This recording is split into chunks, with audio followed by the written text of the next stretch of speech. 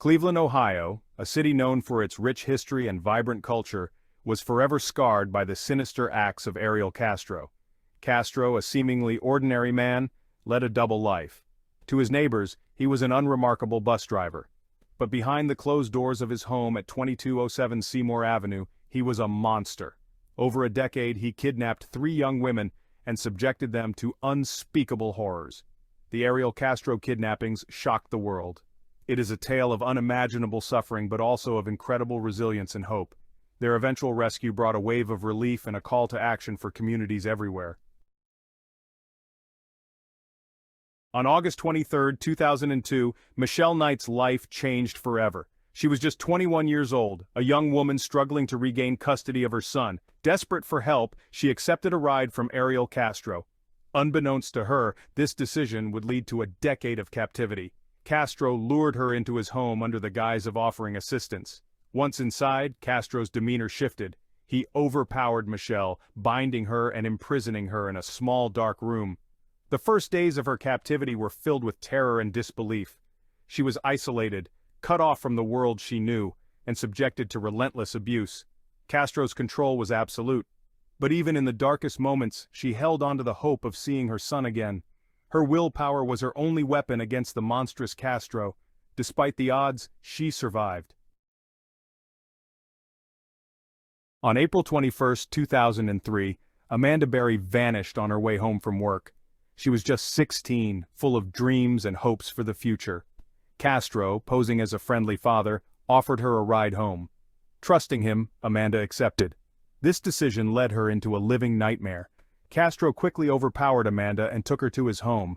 There, she was imprisoned in the same house where Michelle Knight had already been suffering. Amanda's first days in captivity were filled with fear and confusion. She was bound, gagged, and left in the dark. The reality of her situation soon became horrifyingly clear. Amanda, like Michelle, was subjected to severe physical and psychological abuse. Yet, Amanda found ways to resist his attempts to break her spirit. In 2006, Amanda gave birth to a daughter, fathered by Castro. She found a new reason to survive and protect her child. Her determination to survive and protect her daughter played a crucial role in the eventual rescue of all 3 women. The third abduction occurred on April 2, 2004. Gina DeJesus, a 14-year-old girl, was walking home from school when she disappeared. She was a friend of Castro's daughter, which he used to his advantage. He offered her a ride home and, trusting him, she accepted. Like Michelle and Amanda, Gina was led into Castro's house and imprisoned. Gina's abduction sent shockwaves through the community. Her family and friends launched extensive search efforts, but to no avail. She was held captive in the same house of horrors as Michelle and Amanda. Over time, Gina adapted to her grim reality. She found solace in the small acts of defiance against her captor. The bond between her and the other captives grew stronger, providing a sense of solidarity in their shared suffering. Despite the long years of captivity, Gina's spirit remained unbroken.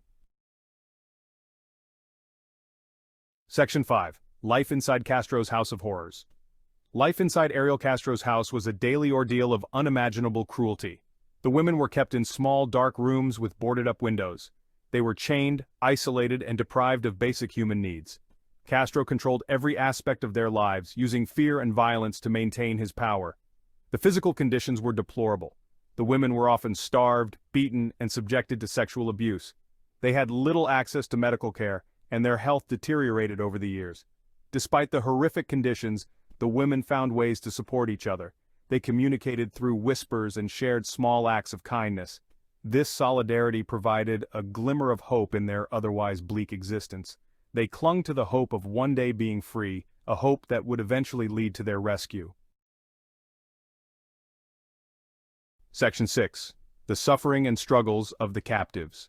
The suffering endured by Michelle Knight, Amanda Berry, and Gina DeJesus was beyond comprehension.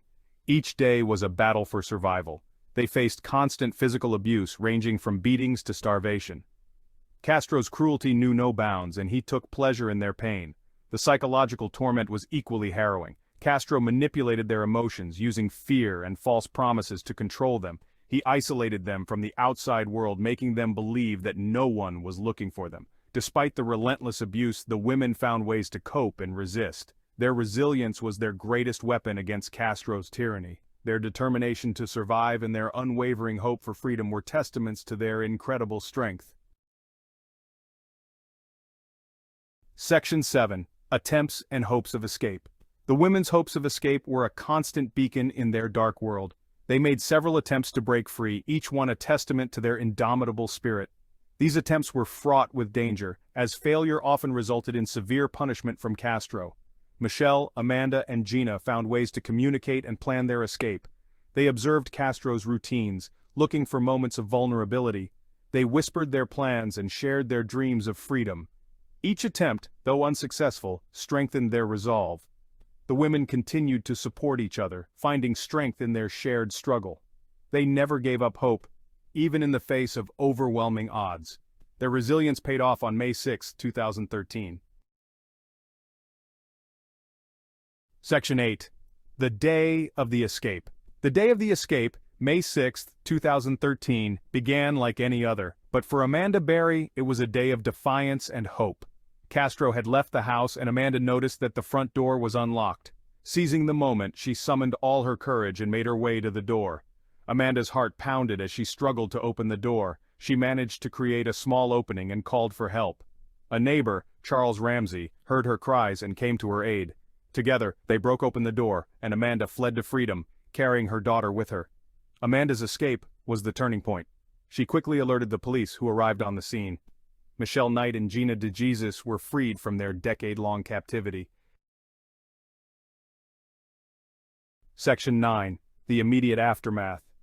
The immediate aftermath of the rescue was a whirlwind of emotions. The women were finally free, but the road to recovery was just beginning. They were reunited with their families who had never given up hope.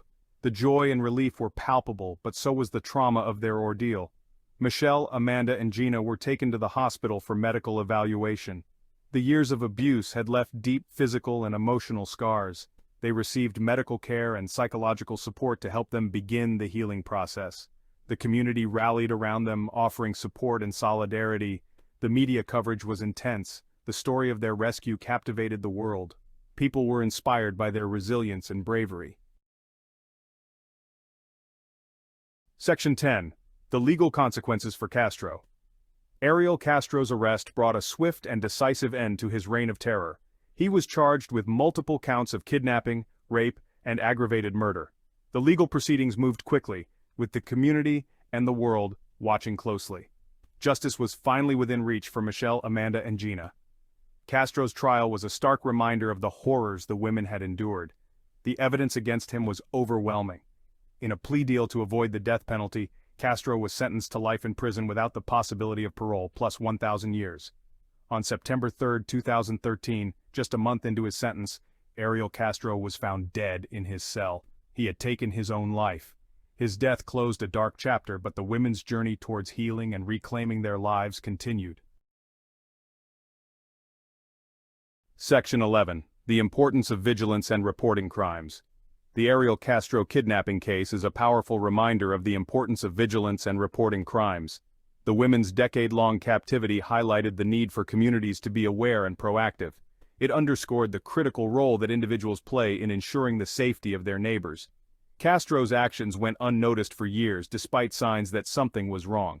This case serves as a wake-up call. It is a call to action for everyone to be more vigilant and to report suspicious activities. The courage of bystanders, like the neighbor who helped Amanda Berry escape, can make a life-saving difference. By being vigilant and proactive, we can help protect the vulnerable and ensure that justice is served. Their story is a testament to the power of hope and resilience.